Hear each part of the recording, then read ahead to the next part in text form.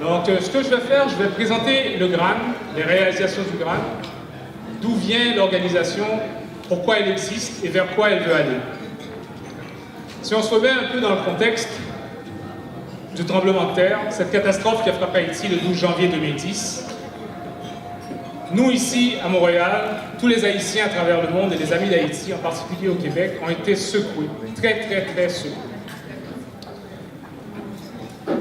On courait dans toutes les directions, comme on dirait en anglais, headless chickens, hein? Les poules sans tête. On ne savait pas où aller, quoi faire. Il se trouve que 2 jours après le tremblement de terre, il existait déjà un plan. La presse a publié un article le 14 janvier 2010 par Samuel Pierre qui s'intitulait « Plus jamais comme avant ». « Plus jamais comme avant », c'était un titre prémonitoire. Prémonitoire de la naissance du GRAN. Pourquoi je dis ça? Parce qu'à la fin de cet article, il est bien écrit qu'au-delà de l'urgence, au-delà de la reconstruction physique, un chantier beaucoup plus vaste attendait Haïti. Un chantier de reconstruction sociale. En écrivant ces mots, vous le savez sûrement comme moi, Samuel avait déjà fait tout le plan du GRAN. Aussitôt après, donc, une semaine après l'apparition de cet article, un groupe de professionnels du niveau académique, du niveau développement communautaire, du niveau d'affaires haïtiens et amis d'Haïti se sont rassemblés autour de Samuel pour discuter de la stratégie et les prochaines étapes à prendre pour l'existence de l'organisation. Et c'est cette semaine-là, c'est après cette semaine, que le GRAN est né. Le GRAN, l'acronyme, c'est pour Groupe de réflexion et d'action pour une Haïti nouvelle. Lors de cette réunion, ça a pris 1h15 pour décider du nom, de façon entièrement démocratique avec craie et tableau. Maintenant, le logo du GRAN et l'organisation, elle est vraiment connue à travers le monde. Maintenant, qu'est-ce qu'on veut faire dans le GRAN et à quoi nous servons vraiment? Un peu pour les novices, pour les premiers arrivants, ceux qui ne connaissent pas l'organisation, et ensuite pour ceux qui connaissent l'organisation, je ferai un topo des dernières réalisations. Au GRAN, on a une vision très claire. L'acronyme, c'est pour Haïti Nouvelle, d'accord? Il y a réflexion et il y a action de, d'accord? Donc dans la réflexion, on a une vision très claire que nous avons établie. La vision très claire du GRAN, c'est une société libre et démocratique, ouverte, inclusive et égalitaire, basée sur le droit, la solidarité, le partage, l'éducation et en harmonie avec son environnement. Ça, c'est une chose. Mais ce que nous voulons aussi au GRAN, c'est que chacun des qui n'ont pas le luxe de pouvoir s'asseoir, réfléchir, faire des propositions et voir au suivi de ces propositions parce qu'ils doivent régler des problèmes pour le lendemain. Okay? Donc, comme on dit, ils sont pris la tête dans le guidon et ils foncent tout droit vers le mur, même s'ils savent qu'ils foncent tout droit vers le mur. Okay? Donc ça, c'est un problème. Il y a cette autre partie de la population, peut-être 60-70% de la population, qui ont moins de 25 ans, les jeunes. Eux, pour eux, la forêt, elle est dense. Ils ne voient pas la lumière, c'est le désespoir total, et ils ne pensent pas qu'on pourra s'en sortir. Donc il faut proposer des choses à ces gens-là. Et ça peut paraître un peu alarmiste, mais je vais vous présenter une courte vidéo qui a été réalisée par un type qui s'appelle Ralph Thomasin de Haïti, Aibo Talk, où il a posé une question très simple à des jeunes universitaires. 2% de la population d'Haïti sont de jeunes universitaires et des jeunes professionnels. Une question très simple. Comment voyez-vous Haïti dans 50 ans? Écoutez ces 4 extraits et vous comprendrez. Dans 50 ans, c'est pas guidé monsieur. Ça il y a du mal de journée et c'est un bail de vocation. Moi-même, en tant que jeune, les gens qui y a là, en toute sincérité, par mon changement pour Haïti. Parce que par dans quelle base c'est posé tout ça, en quel monde pas vraiment bien volonté, que ce soit dirigeant, que ce soit moins jeunesse là. Puisque présence à la situation sur mille et une construction. Haïti, on fait un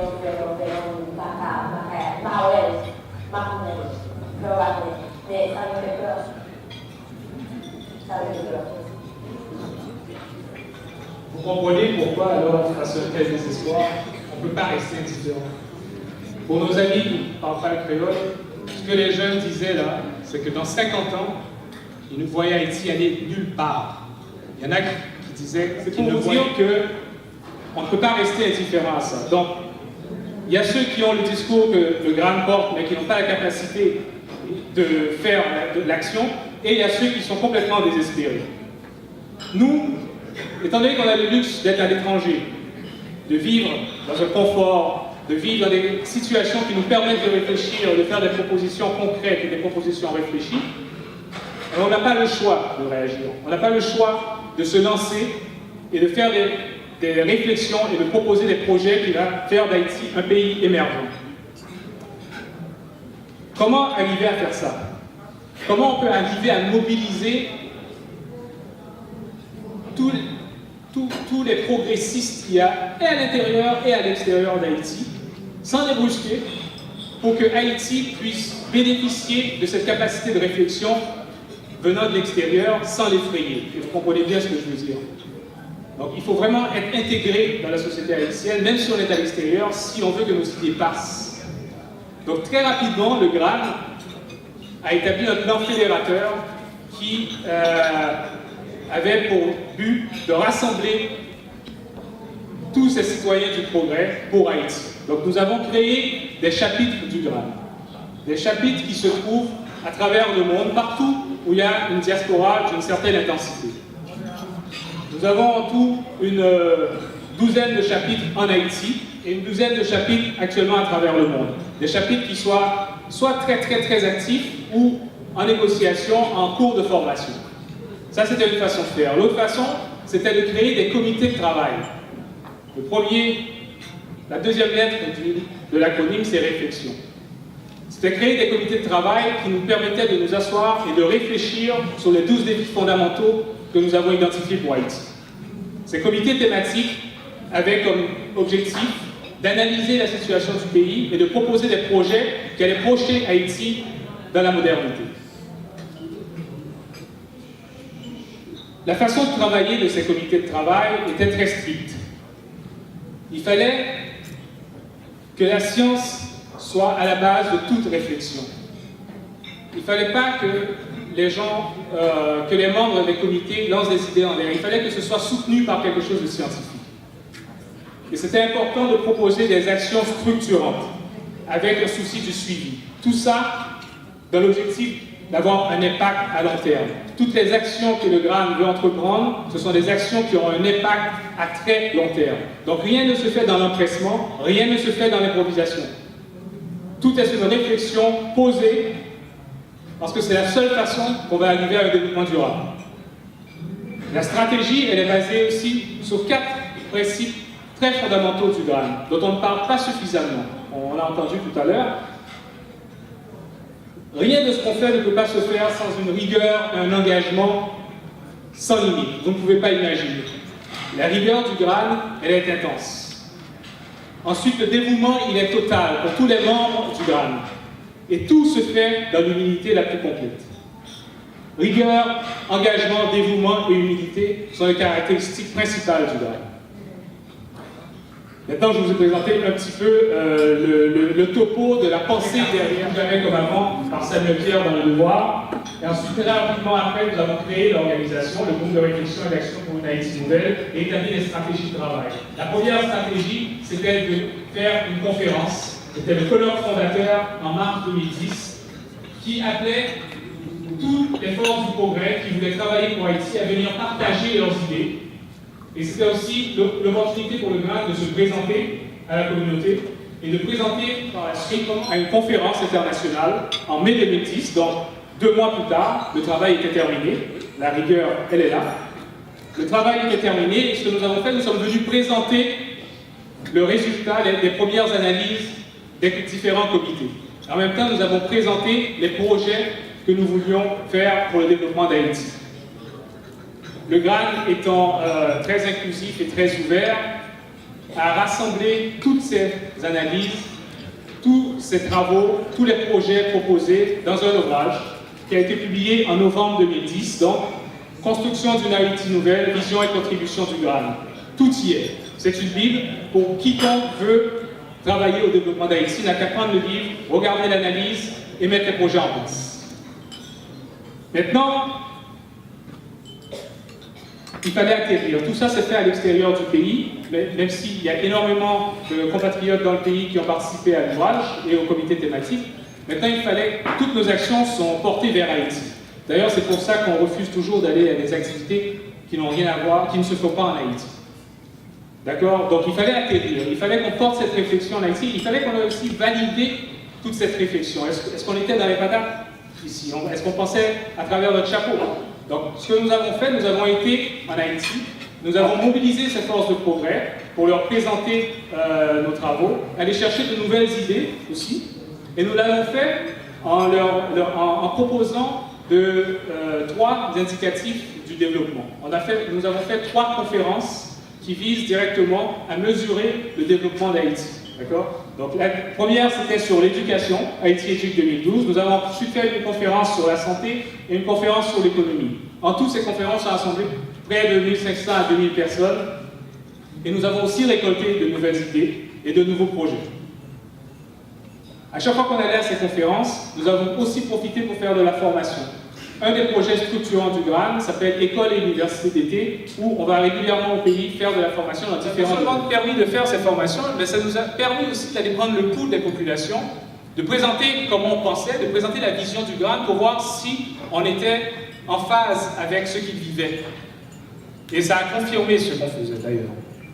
Ensuite, un autre des projets structurants qu'on avait proposé, c'était pour maintenir le focus sur Haïti. C'était pour continuer la réflexion et de conscientiser et d'éduquer les gens, et tous ceux qui sont impliqués dans le développement d'Haïti, sur différents thèmes. Nous avons créé une revue scientifique thématique qui s'appelle Haïti Perspective, qui est publiée depuis 2012. C'est une revue trimestrielle qui aborde un thème à chaque numéro. C'est une revue scientifique avec comité de pairs. Donc en général, il y a à peu près 30% des articles soumis qui sont refusés. Cette revue elle est disponible gratuitement sur Internet. Elle est aussi en imprimé dans différentes librairies à Montréal, en Haïti et dans les différents chapitres du GRAN. Nous avons également fait une constatation assez triste avec nos voyages en Haïti. C'est qu'on s'est aperçu que les compatriotes ont énormément de difficultés à reconnaître ce que le voisin fait de bien. Surtout ce que le voisin fait de bien pour la collectivité. Donc ce que nous avons fait, nous avons voulu mettre de l'avant ces gens qui faisaient dans l'ombre de bonnes actions. Nous avons créé ce que nous appelons le prix d'excellence du GRAN. Le prix d'excellence du GRAN, il y aura la 4e édition en janvier 2016. C'est un prix qui permet de reconnaître des membres de la société civile qui font des actions d'impact dans leur communauté sans être connus. Une des caractéristiques principales de ce prix, c'est que, comme la FONJAPE, les candidats ne savent pas qu'ils sont candidats. L'autre caractéristique principale est très importante qui s'attaque aussi à cette constatation qu'on ne reconnaît pas le voisin, c'est que les candidats doivent être soumis par des gens qui n'ont absolument aucune relation avec eux. Je peux connaître quelqu'un qui habite à Milo, alors je suis d'Écaille, mais je sais qu'il fait quelque chose de bien, je soumets sa candidature. Donc on force les gens à reconnaître l'excellence en dehors de leur jardin. Donc ces prix sont là pour promouvoir l'excellence, pour reconnaître le bien que nos compatriotes font, et pour servir d'exemple et de modèle à la société haïtienne, principalement les jeunes.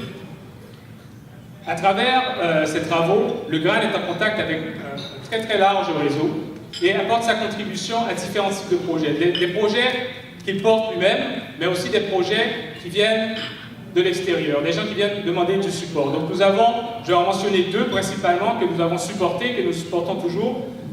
Ce sont les projets de formation d'instituteurs, soit de la recherche de financement pour des écoles, des hôpitaux, soit de la formation pour des instituteurs à ceux qui ne peuvent pas le faire, ou soit tout simplement établir des plans pédagogiques pour des écoles. Donc nous avons aidé l'orphelinat du Père de Houx, où nous avons fait de la formation pour les instituteurs.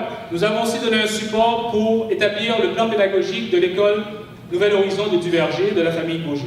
Ça fait partie des projets parmi lesquels nous sommes impliqués de façon assez proche pour apporter notre aide. le cheval de bataille du GRAN, comme vous pouvez le voir, c'est l'éducation. Et ce qu'on s'est aperçu, c'est que l'éducation, il y a différents niveaux de problèmes en Haïti. Il y a un problème d'accès et il y a un problème de qualité. Un des projets structurants du GRAN vise ce problème d'accès, cette diffusion de la connaissance qui permet à tout le monde à travers le pays, dans toutes les régions, d'avoir accès à la même qualité de connaissances que ceux qui sont à Port-au-Prince, disons. Donc, ce projet structurant dont vous entendez parler depuis un certain temps, c'est le projet RENACER, pour Réseau National de Centres de Ressources. Ce projet, qui existe depuis près de 15 ans, mais qui a commencé à être mis en place avec la création du GRAN, vise à doter toutes les communes d'Haïti avec des centres de diffusion de connaissances et avec des outils qui permettent la diffusion de cette connaissance. Donc depuis les 5 dernières années, ce projet se construit tranquillement avec l'adhésion de divers centres. Donc il y a un centre de ressources nationales, c'est un centre qui va produire du contenu éducatif. Donc nous avons déjà produit du contenu éducatif pour la donc, GRAN France, qui est principalement responsable de la mise sur pied de RENACER, a aussi préparé une application qui sera bientôt accessible et quel type de formation ils offrent. Donc ça fait partie des actions que nous faisons pour adresser le problème d'accès à l'éducation et à la connaissance. Nous avons maintenant une autre préoccupation. On ne s'en sortira pas. La quantité n'est pas la réponse à tout. Donc, nous nous sommes attardés à adresser ce problème en voulant recréer ce que Samuel aime répéter, les études avancées d'Haïti, ISTEA. Pourquoi créer l'ISTEA? Parce que le problème de qualité, il ne vient pas de très loin. Il vient du fait que ceux qui donnent la formation n'ont pas reçu une bonne formation. Et pourquoi ils n'ont pas reçu une bonne formation? Parce qu'elle n'existe pas. En Haïti, il y a 1000 professeurs d'université. Il y a 1000 professeurs d'université. Il y a 10,5 millions d'habitants. Vous pouvez imaginer. Si on compare au Québec, il y a 8,5 millions d'habitants, il y a 10 000 professeurs d'université. Vous savez tous, le prof ne vient pas, le prof ne corrige pas les examens, le prof ne donne pas ses examens. Ils sont laissés à eux-mêmes, une fois sur 3, une fois sur 4, le prof est absent. Pourquoi? Parce qu'il est obligé d'avoir un autre job pour survivre. Ce n'est pas nécessairement de sa faute. Donc ils sont à temps partiel. Par ailleurs, très peu ont des doctorats. Moins de 2% des profs d'université en Haïti ont des doctorats. Au-delà de tout ça, il y a le problème qu'un prof d'université, c'est supposé faire de la recherche. L'enseignement, c'est l'activité principale. Mais sans recherche, cette activité principale, on ne vous donnera pas le droit d'exercer. Parce que vous devez faire de la recherche quand vous êtes à l'université. En Haïti, il y a une absence totale de recherche. Comment vous voulez développer le pays si vous ne faites pas de la recherche sur les problèmes qui l'empêchent d'avancer? Non seulement ça, c'est qu'il y a une absence de réflexion dans la formation qui est passée. C'est des répétitions, des textbooks qui sont répétés à vitam aeternam, sans vraiment avoir développé une capacité d'analyse sur des bases scientifiques. Donc tout ça, ça fait que les profs qui sortent de ces universités ne sont pas de bonne qualité, ils ne peuvent pas donner la formation, ils ne peuvent pas former des instituteurs et des maîtres qui vont ensuite aller dans les petites écoles pour former les plus jeunes. Donc on est pris de ce qu'on aime appeler une trappe de non-qualité. Donc c'est là la base de la réflexion pour la création de l'ISTEA. Donc l'ISTEA, c'est un institut qui veut former la tête, qui veut former des profs d'université comme on connaît ici. Nous donnons des maîtrises et des doctorats dans différentes disciplines. L'objectif fondateur du GRAN, de l'ISTEA, et maintenant nous avons un pôle au CAI. Les profs sont assis soit à Chicago, soit à Montréal, et les étudiants sont assis dans leur local de l'ISTEA, dans les 4 villes, simultanément. Donc vous pouvez déjà imaginer l'intensité que ça génère et la fierté de ces étudiants de pouvoir s'asseoir et de suivre des cours avec des profs qui sont n'importe où à travers le monde. Nous avons même eu un prof qui était en Allemagne et nous avons carrément oublié le décalage horaire. Donc à 1h du matin, elle était encore en train de donner son cours. Donc je peux vous dire que l'engagement, le dévouement, il n'est pas seulement du côté du GRAN. Lorsqu'on présente ce genre de projet aux gens, ils voient et ils comprennent et ils y adhèrent. Donc nous avons plusieurs partenaires, à part les professeurs au niveau académique, s'ils viennent de différentes universités. Donc nous avons des partenariats avec l'UQAM à Montréal, avec le QTR à Trois-Rivières, la TELUC, nous avons aussi des partenaires internationaux, le PFL à Lausanne, nous avons l'INSEAD de Lyon, nous avons Dartmouth Medical School, l'Université de Strasbourg, bien sûr Polytechnique à Montréal.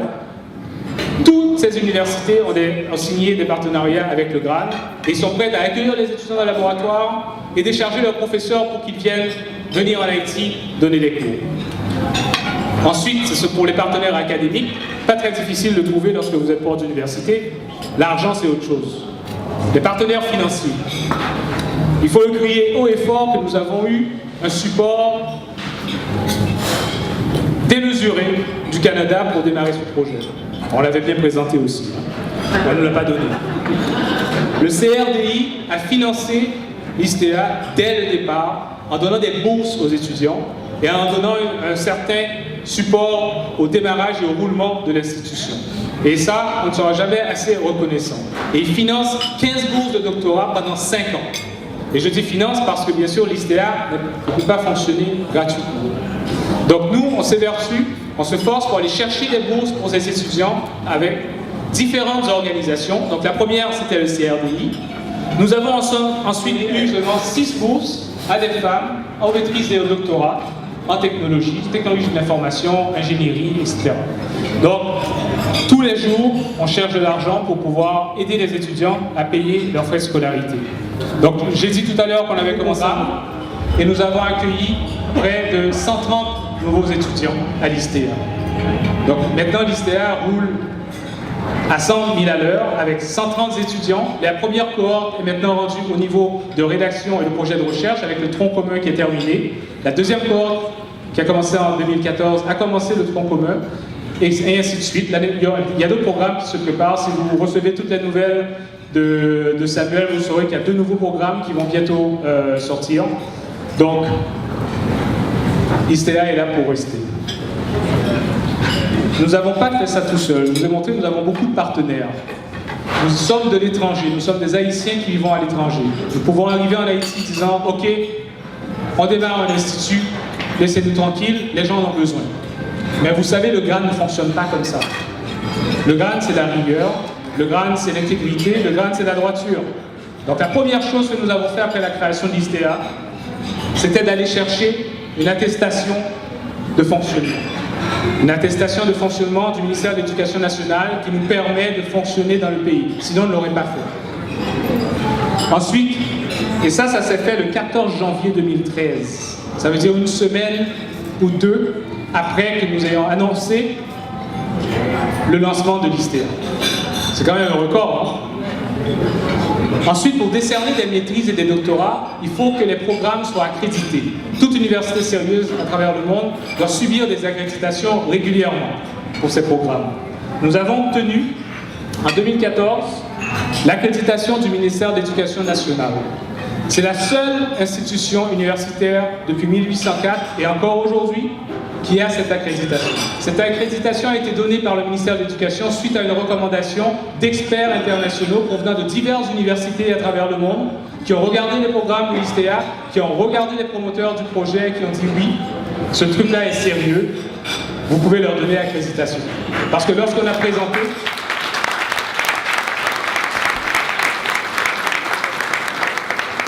Je dois vous dire qu'à travers cette demande d'accréditation, une des missions du GRAN qui était d'appuyer et de renforcer l'État, aussi d'éduquer les gens, c'est aussi passé là. Parce que lorsqu'on a été demandé cette accréditation, c'est quoi ça?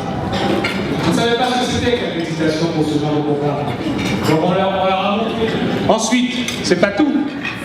Pour pouvoir travailler, pour pouvoir faire partie du parc, si vous voulez, de l'État, il faut qu'on soit reconnu publiquement. Dernièrement, très dernièrement, nous avons été reconnus d'utilité publique par l'État haïtien. Donc ce que ça dit, reconnu d'utilité publique, c'est qu'on jouit de toutes les prérogatives d'un civil. Donc ça veut dire quoi? Ça veut dire que l'État haïtien nous supporte. Et ça, c'est quel que soit le gouvernement, hein, on parle de l'État haïtien. Donc vous voyez, le GRAN a fait les choses dans les règles. Tout est béton, Personne ne peut nous dire quoi que ce soit sur la façon dont nous avons procédé. Autre chose que je n'ai pas mis à l'écran dans les réalisations, nous avons démarré un réseau d'économie sociale en Haïti qui est actuellement en étude pour savoir qu'est-ce que l'économie sociale. Il y a beaucoup de gens qui font de l'économie sociale en Haïti, mais pas tout le monde sait ce que c'est. Donc actuellement, le comité thématique développement social est en train de faire un sondage pour voir jusqu'à quel point les gens comprennent ce que c'est que l'économie sociale pour ensuite déployer le régime. Nous avons aussi démarré un fonds d'investissement en économie sociale et actuellement nous avons 3 petits investissements dans le nord du pays qui aident les jeunes entrepreneurs à maintenir ou à démarrer leur entreprise. Donc ce sont d'autres projets que le GRAN est en train de faire. Maintenant je vais terminer la présentation, j'espère que je n'ai pas dépassé madame, avec une petite note qui nous est parvenue très récemment. Nous avons été présenter le projet à un rassemblement communautaire interculturel à Québec au début du mois de novembre à des gens qui ne connaissaient pas le GRAN, à part les membres de GRAN Québec. Jean Moisset, président de GRAN Québec, est ici. J'aimerais aussi saluer les différents présidents de chapitre du GRAN. J'ai oublié de faire ça. Jean Moisset, président de GRAN Québec. Monsieur Claude Rivière, président de GRAN Mauricie. Et instigateur de projet du GRAN dont je n'ai pas parlé. Nous envoyons la semaine prochaine un conteneur de 40 pieds avec à son bord 300 000 livres et du matériel éducatif pour Haïti. Tout ça rassemblé et préparé par les membres de GRAN Mauricie avec l'appui du CAPI, qui est un organisme communautaire pour l'intégration des immigrants à Shawinigan. Donc ça, encore félicitations, ça va être un travail colossal. Merci Claude. Et le deuxième conteneur est déjà acheté. Donc, avis à ceux qui ont des trucs à donner. Monsieur Ludovic Como, président de GRAN USA. Merci de venir. Charles Lucien, président de GRAN Boston, New England. GRAN Sherbrooke. Georges Mercier n'est pas là? Oui. GRAN Ottawa, Marlène Choulik-Hippolyte. De cette stratégie fédératrice du GRAN, de créer ce mouvement de gens de progrès pour générer des idées, poursuivre la réflexion, diffuser la vision. Nous avons une invitée spéciale aussi. Nous avons une invitée spéciale, la présidente de GRAN Port-au-Prince, Madame Féline Policard, s'il vous plaît.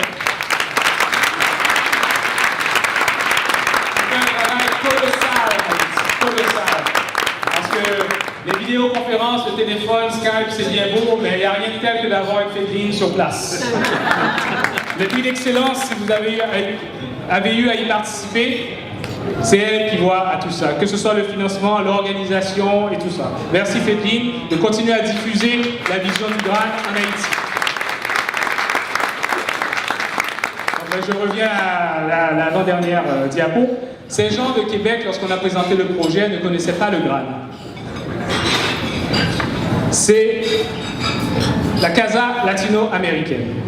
Voilà ce qu'ils ont envoyé au président de GRAN Québec qui avait participé à cet événement et nous avait invités. Il y a quelque chose de très, en tout cas moi, qui me serre le cœur. Le monsieur, il a dit, monsieur Ramos, qui était président, Haïti est le peuple qui a marqué le chemin à suivre au 19e siècle au reste du continent.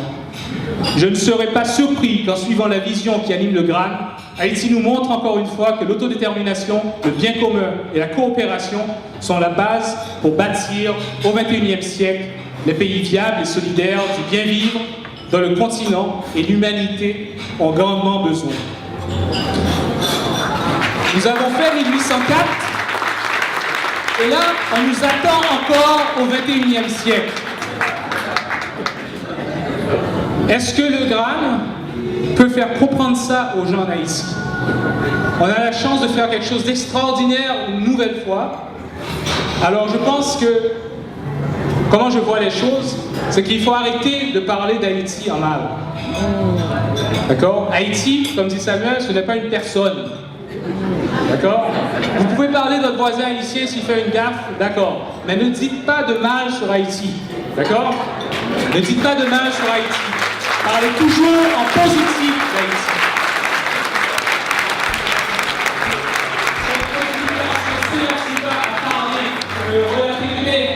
Des images positives du pays, rien ne va avancer. Et les jeunes, comme vous avez entendu les paroles, vont rester dans le désespoir. Parce que sinon, à l'extérieur, nous qui avons cette capacité de penser, ce lutte, de réfléchir, nous faisons que tirer du mal du pays, ces gens-là, ils sont perdus.